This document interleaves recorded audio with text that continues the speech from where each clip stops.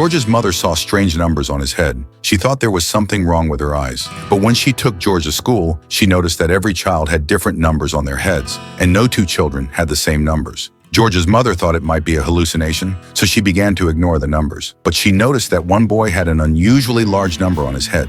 Out of curiosity, she asked George who he was. George told her it was the top student in school who had been studying so hard that his hair had started to fall out. At that moment, George's mother suddenly realized that the numbers she had seen were actually the children's future college entrance exam scores.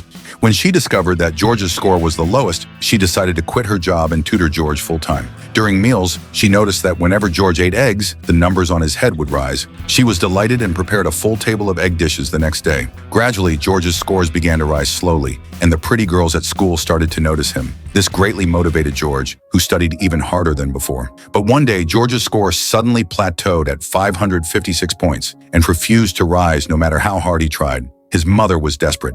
She discovered that whenever George played the guitar, his scores would drop. She decided to destroy George's guitar. And sure enough, once the guitar was smashed, George's scores began to rise again. But by this point, George had already quietly changed. He became quiet and reserved and even cut his hair short. His mother grew increasingly worried about him, feeling she had put too much pressure on him. So she took him to his favorite restaurant and returned the repaired guitar to him. But George was no longer the same person. He tossed the guitar aside and returned to his studies. His mother regretted her actions, but it was too late. Jimmy believed that anything outside of books was a waste of time. He tried to persuade his classmates in this way, but suddenly heard the familiar melody of his guitar. He followed the sound to the auditorium, and the scene before him shocked him. It was his former bandmates playing his guitar. George's eyes welled up with tears. Seeing the longing in her son's eyes, Mom said, "Don't worry about your grades. Go play the guitar to your heart's content." As soon as George stepped onto the stage, his grades became perfect.